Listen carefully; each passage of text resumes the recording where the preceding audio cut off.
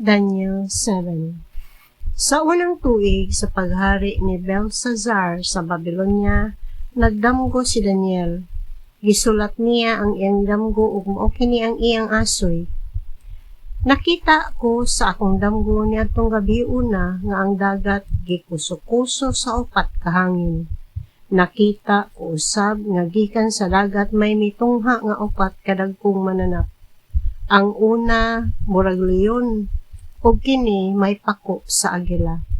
Unya nakita ko nga nalangkat ang iyang mga pako ug naalsa siya o gipatindog daw tawo o gihatagan kini pangisip na sama sa tawo.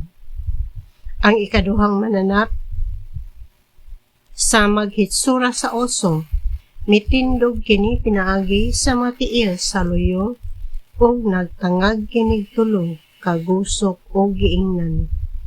Tindog o kaugdaghag karne. Unya nakita ko ang daw usa ka leopardo nga may upat ka pako ug upat ka ulo o gihatagan kinig awtoridad sa paghari. Tapos niini nakita ko ang ikaupat nga mananap, bangis ug makalilisang ug kusgan kaayo ug puthaw ang iyang ngipon. May giusap siya o napino-pino kini o gitamak-tamakan niya ang nahibilin. Lahi kaayo kini sa tanang mananap nga una kong nakita, kay may napulo man kini kasungay. Gisud-ong ko ang mga sungay ug unya diha sa ilang taliwala miturok ang usa ka gamay sungay ug nangaibot ang unang tulo ka sungay.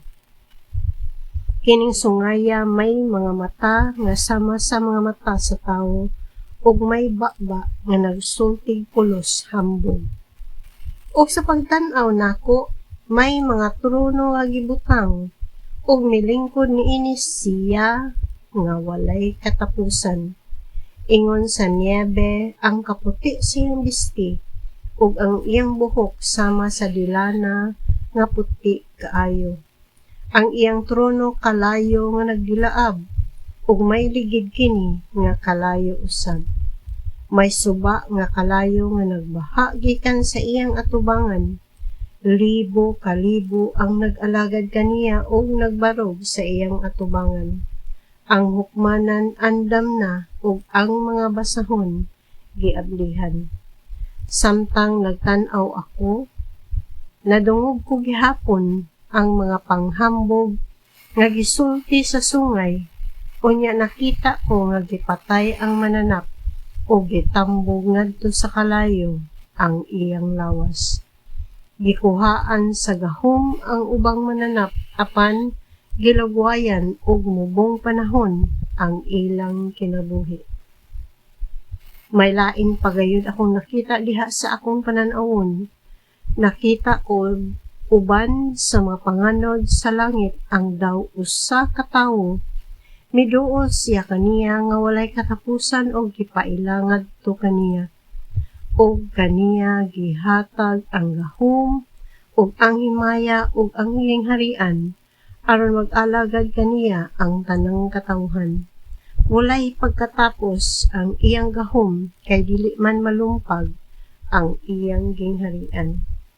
Ako si Daniel nahasol pag-ayo o nakapabalaka kanako ang akong nakita.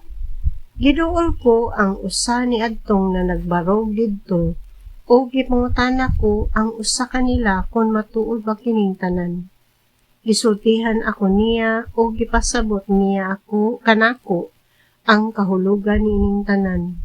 Miingon siya, kining upat kadagkong mananap mao ang upat ka hari nga motungha sa kalibutan. Apan ang mga pinili sa Dios maoy manag-iya sa gingharian hangtod gayud sa hangturan. Unya, nagpakisayod ako sa kamutuuran mahitungod sa ikaupat nga mananap nga lahi sa tanan nga nakita ko didto kay kini hilabihan ka makalilisang tungod sa iyang puthang ngipon ug mga kuko nga bronse. Giusap-usap niya ang iyang gitukob o gitamak-tamakan ang nahabilin niini. Buot usab ako masayod bahin sa napulo ka sungay nga diha sa ulo niini ug sa laing sungay nga miyok nituybo usab ug nakapaibot sa tulo ka sungay niini. Kining sungaya may mga mata ug may bakba nga nanghambog ug daw hawod kay sa iyang mga kauban.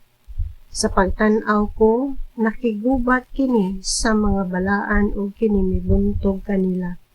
Unya miabot siya nga walay katapusan ug gipakanaog niya ang hukom dapig sa mga pinili sa labing halangdon.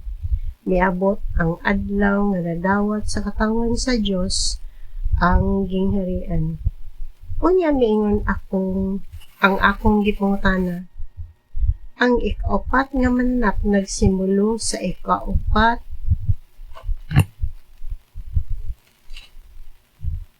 nga gingharian nga lahi sa tanang gingharian. Lamyo niini ang tibuok kalibutan og yatak-yatakan og dugmokon kini. Ang kahulugan sa napulo ka sungay mao kini. Gikan niining ginghariana mutungha ang napulo ka hari ug unya may lain pang mutungha sunod kanila. Lahi siya sa nanaguna kaniya ug buntugo niya ang tulo ka hari. Musulti siya batok sa labing halangdon ug buntugo niya ang mga pinili sa labing halangdon. Maghuna-huna siya sa pag-usab sa mga panahon ug sa balaod ug itugyan sila kaniya sulod sa tulo ug tunga ka tuig. Apan sumala sa pagbuot sa hukmanan kuhaan kini og gahom ug malaglag gayud kini og mawala. Ug ihatag ngadto sa mga pinili sa labing halangdon ang gingharian. Ang gahom sa mga gingharian ubos sa kalangitan, mapanag-iya sa katawhang pinili sa Dios. Walay pagkatapos ang ilang gingharian ug alagaran sila sa tanang nasod. Mao kini ang katapusan sa akong pananawon. Nabalaka ako pag-ayo ug nang luspad apan gitipigan ko ang tanan sa akong kaugalingon.